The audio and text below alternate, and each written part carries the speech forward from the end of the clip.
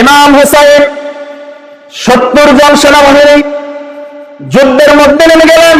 এক এক করে 70 জন যোদ্ধা, 70 জন সেনাবাহিনী সকলে শহীদ হয়ে গেলেন। সর্বশেষ ইমাম হুসাইন একাই যুদ্ধ করা শুরু করে দিলেন।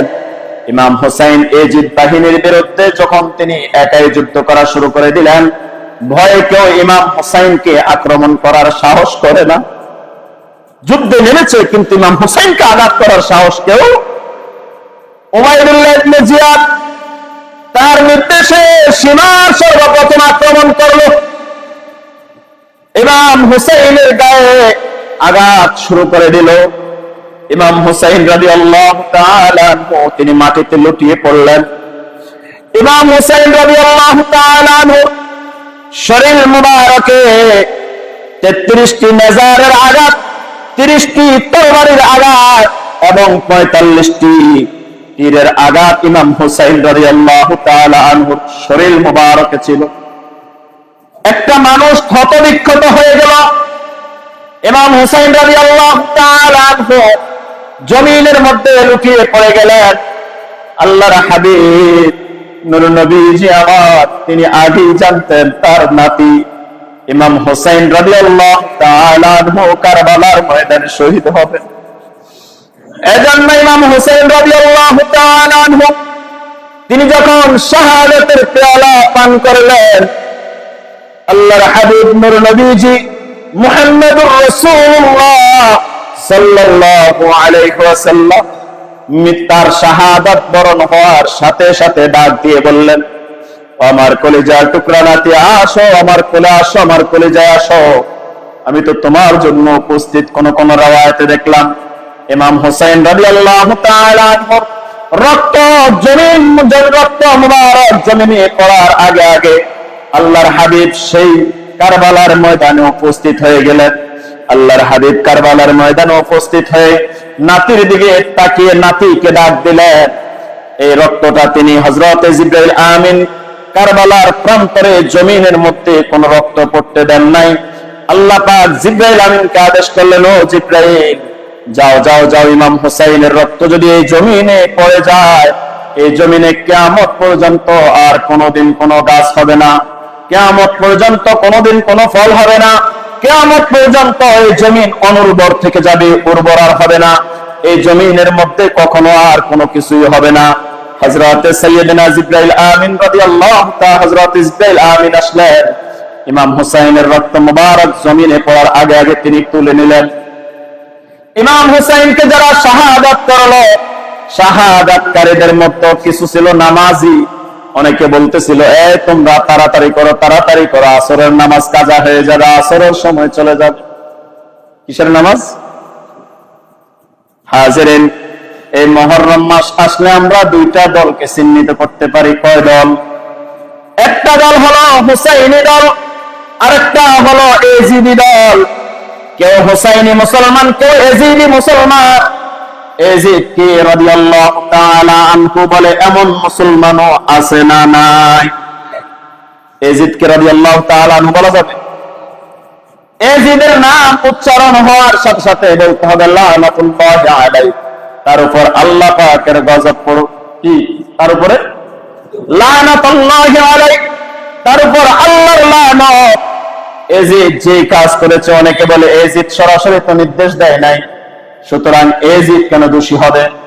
হাজিরিন, দ্বন্দ্ব যেহেতু এজিদকে নিয়ে, দ্বন্দ্ব যেহেতু এজিদের সাথে, এজিদের প্রত্যক্ষ অথবা পরোক্ষ ইশারা যদি না থাকতো, উবাইদুল্লাহ ইবনে জিয়াদ সাহস করত না প্রিয় নবীজির দৌহিত্রকে হত্যা করার মতো হুকুম দিতে। কি বলেন, পারত? সম্মানিত হাজিরিন, কিছু জিনিস নিজেদের সাথে মিলাইয়া দেখেন। এজিদের সাথে যে বিষয়গুলো নিয়ে হযরত ইমাম হুসাইনের দ্বিমত পরিলক্ষিত হয়েছে, এক নাম্বার হলো কোরআন সুন্নাহ মোতাবেক জীবন পরিচালনা করতে হবে। কোরআন সুন্নাহর বাহিরে কোনো আইন এই ইসলামী রাষ্ট্রে কখনো কায়েম হতে দেওয়া যাবে। ইমাম হুসাইনের সেই কারবালার ঘটনা থেকে যদি কেউ শিক্ষা নিতে চায়, সর্বপ্রথম যে শিক্ষা নেওয়া লাগবে সেটা হলো কোরআন সুন্নাহ বিরোধী কোনো আইন মানা যাবে। দুই নাম্বার, ইসলামের হক ও ইনসাফকে প্রকৃত অর্থে কায়েম করতে হবে। আজ তো এই সমাজ থেকে, সারা দেশ থেকে, প্রতিটি সমাজ থেকে ইনসাফ এবং হক উঠেই গেছে। হকের কথা বললে নাই, ইনসাফের কথা বললে নাই।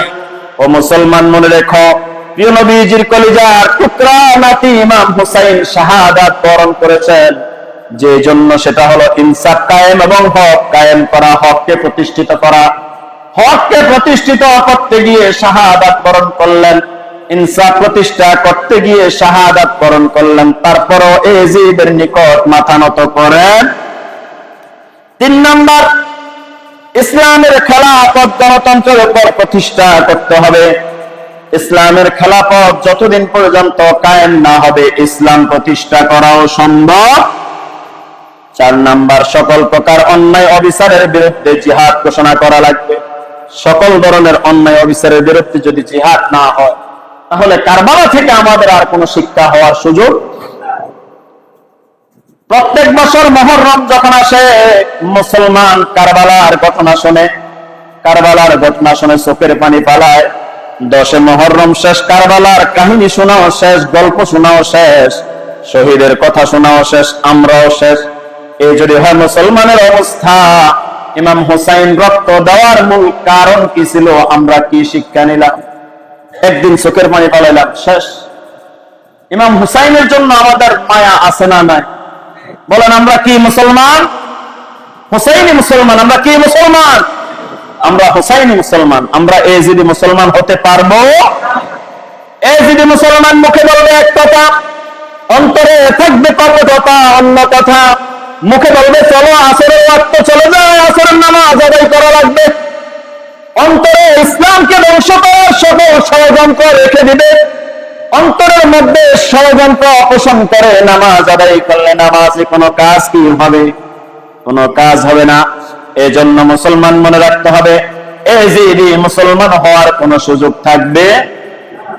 এজিদের পক্ষে যে সেনাবাহিনীগুলো ছিল, সেই সেনাবাহিনীগুলো তো মুসলমান ছিল। তারাও নামাজ আদায় করত, তারাও রোজা রাখতো, তারাও যাকাত দিত, তারাও হজ আদায় করত, তাদের মুখও দাঁড়িয়ে থাকতো, তাদের গায়ে লম্বা জামা থাকতো।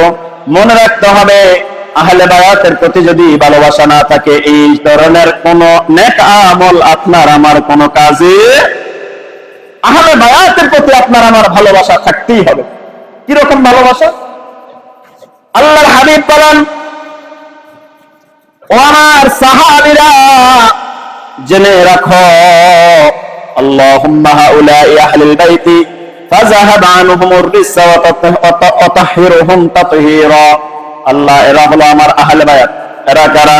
হযরত সাইয়্যিদনা আলী কাররামাল্লাহু আলাইহি ওয়াজহাহু, মা ফাতিমা রাদিয়াল্লাহু তাআলা আনহা, হযরত ইমাম হাসান রাদিয়াল্লাহু তাআলা আনহু, হযরত ইমাম হুসাইন রাদিয়াল্লাহু তাআলা আনহু। এদেরকে আল্লাহর হাবিব বললেন, হাউলাই আহলুল বাইত। বলেন না সুবহানাল্লাহ। আহলে বায়াতকে ভালোবাসা ঈমানের অংশ। আহলে বায়াতকে ভালোবাসা কিসের অংশ? কিভাবে ঈমানের অংশ? দেখেন, আল্লাহ সুবহানাহু ওয়া তাআলা কুরআনুল কারীমের মধ্যে বললেন, কুল লা আসআলুকুম আলাইহি আজরান ইল্লাল মাওয়াদ্দাতা ফিল কুরবা।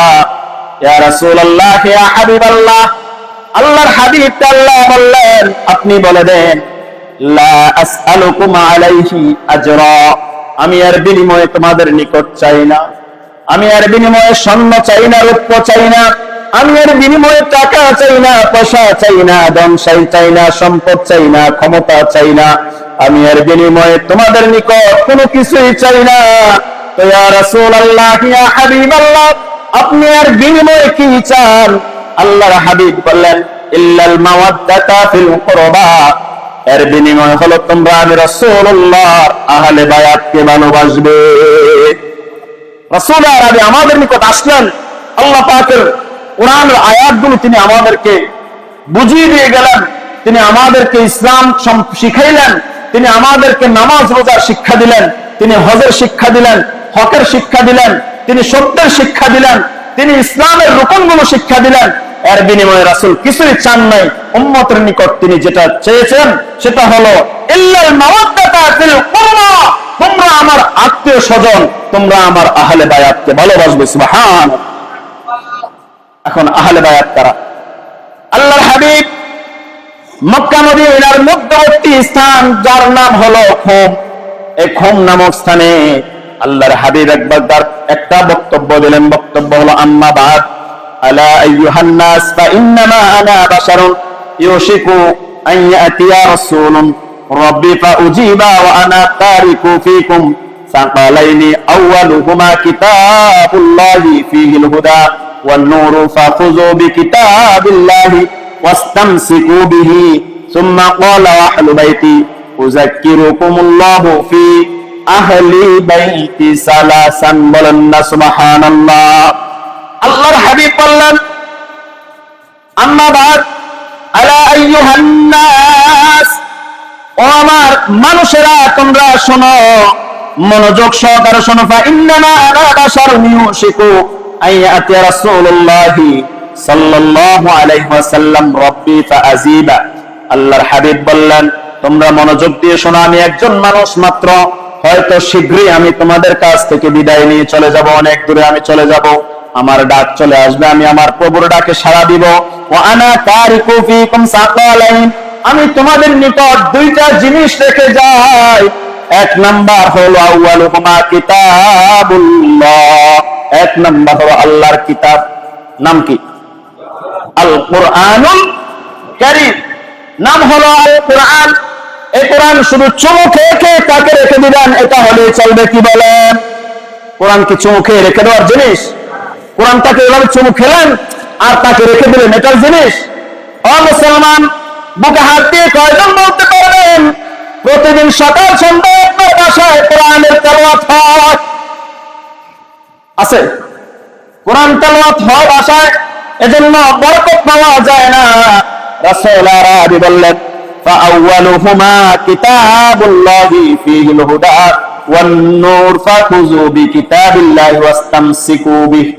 আল্লাহর হাবিব বলেন, আমি তোমাদের জন্য যেটা রেখে যাচ্ছি সেটা হলো আল্লাহর কিতাব, যার মধ্যে রয়েছে পথের দিশা ও আলো। তোমরা আল্লাহর কিতাবকে গ্রহণ করবে এবং দৃঢ়ভাবে ধারণ করবে। আল্লাহর কিতাবকে গ্রহণ করবে এবং দৃঢ়ভাবে ধারণ করবে।